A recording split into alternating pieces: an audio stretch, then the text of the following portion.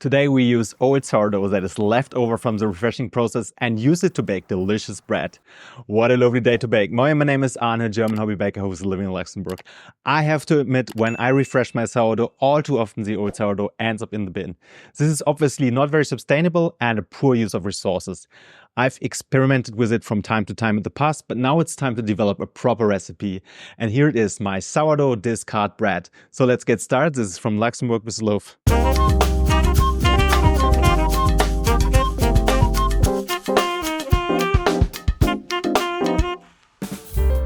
The evening before we bake, we start preparing our Polish by combining 100 grams of water with 100 grams of flour.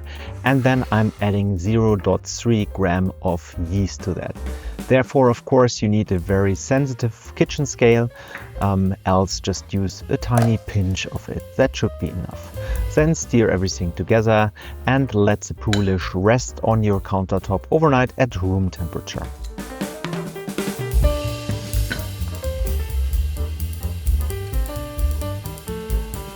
The next day, the Poolish should have doubled in size. We also need for the recipe 100 grams of old starter. This is already a starter that I used a week before and refreshed it, so it should not be that active anymore. We use 1 gram of dry yeast, 20 grams of salt, 1 kilogram of flour and 650 grams of water. So before we start, we first of all need to measure 100 grams of the old starter. The older it is, of course, the more acidity you get in your bread. The fresher it is, the also more influence it will have on the fermentation. So now let's start by adding the water to a mixing bowl.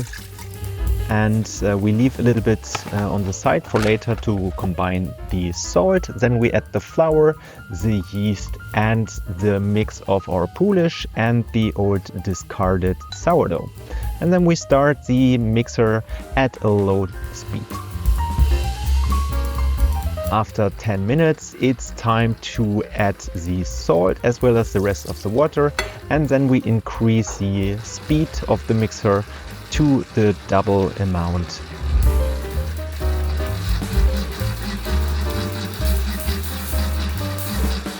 And then we let that mix for about 5 minutes.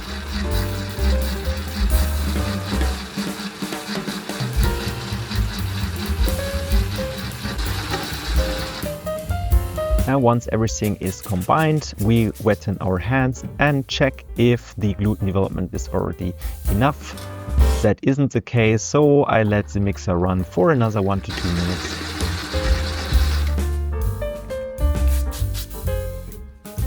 What I'm trying to do is a window pane test. Therefore, I take a little bit from the dough and then try to expand it as much as I can to kind of see through the dough. And this looks really good, so I can take out the dough and place it in a plastic container.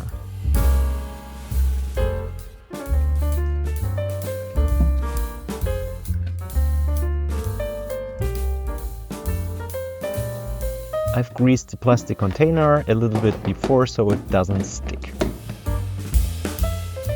Then I wait 30 minutes and after 30 minutes it's time to do a first set of coil folds. Therefore I wet my hands and I pull the dough up and move it over and fold it like this.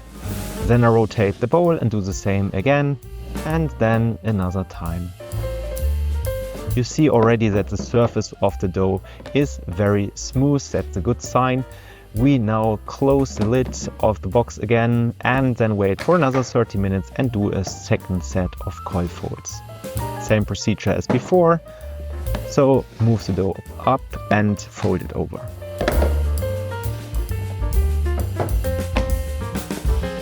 And then we wait another 30 minutes and do a third set. You already see some signs of fermentation on your dough.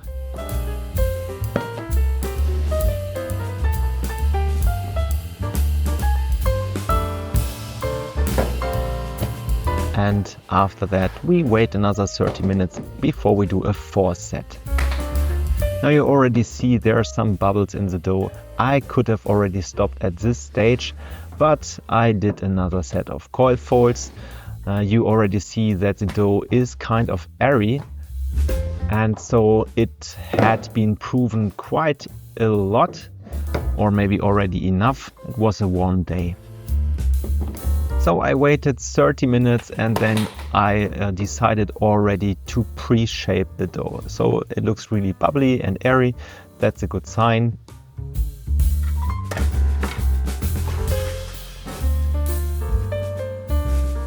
So I flour my countertop, and first of all I weight the dough because actually I want to divide it into 2 portions.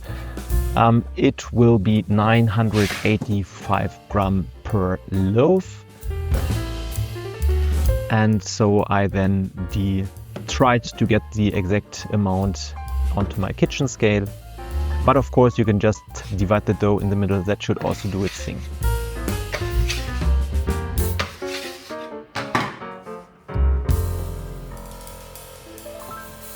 That was a little bit too much, so I took a little bit dough.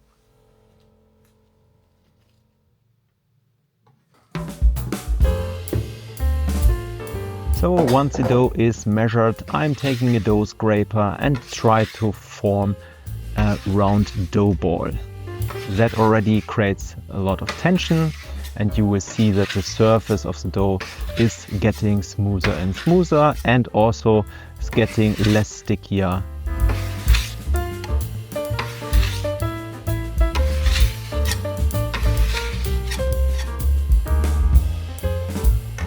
So I waited 20 minutes and let the dough relax a little bit, and then I took my new Benetons.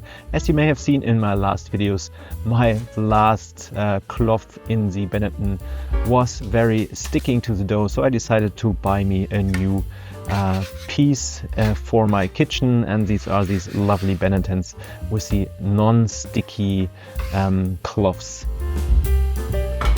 So then what I'm doing here is I turn the dough upside down, so I have the smooth and non-sticky side on the bottom and the sticky side on top, and then I'm shaping the dough by first of all taking the lower edges from the dough and trying to fold it to the middle, like with an envelope. I'm now taking the sides, left side and right side, and then I'm taking the top side and fold it over to the center. And then I'm taking the edges and stitch them.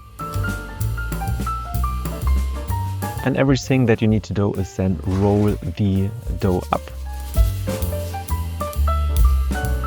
And then I'm using my thumbs to try to press the dough away from my body. That also creates some more tension. And then I'm taking my second loaf and doing exactly the same. So I flip it upside down, and then I'm using that envelope shaping technique. Bottom to the center, and then left to right, right to left, and then top to the center, and then stitching the edges, and afterwards rolling up the dough.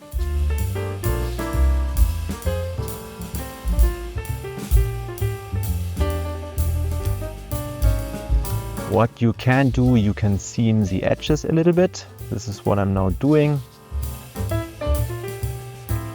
This, in my opinion, creates a nicer bread shape.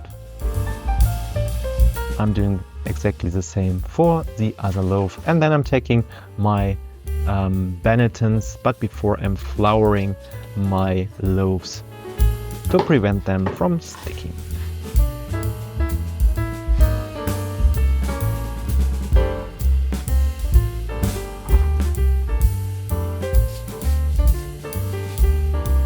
Then I'm taking the loaves and place them upside down in my Benetton.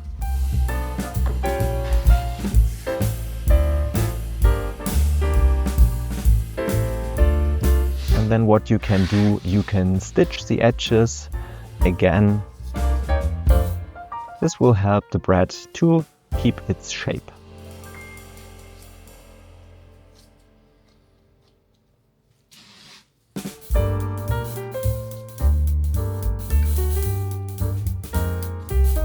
I could have already baked the loaves after 2 hours. The fermentation was pretty nice going on, but I decided to wrap them and place it in the fridge overnight.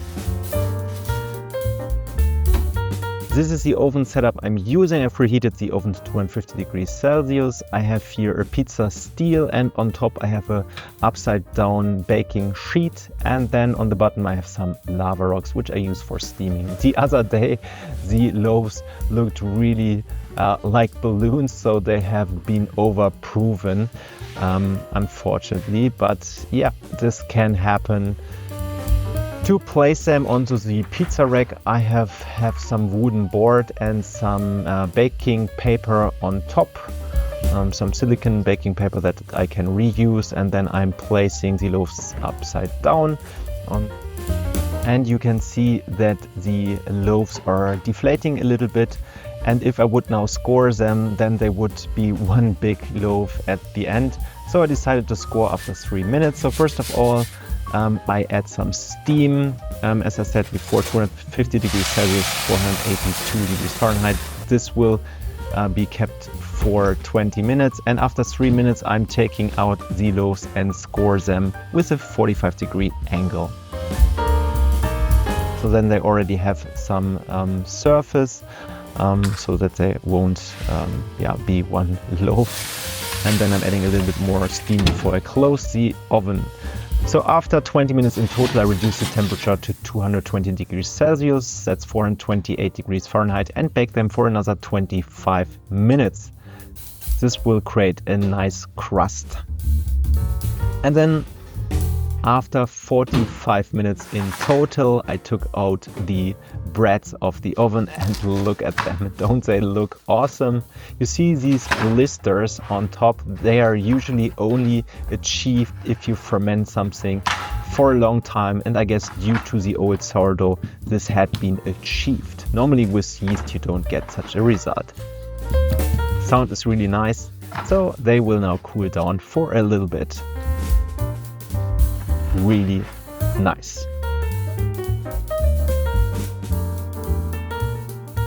Enjoy some nice pictures of this bread. You see it has formed cracks after some time. I think the ear is quite enough, and they really smell delicious, fruity. You have these flavors from the crust, but let's see inside and check out the crumb.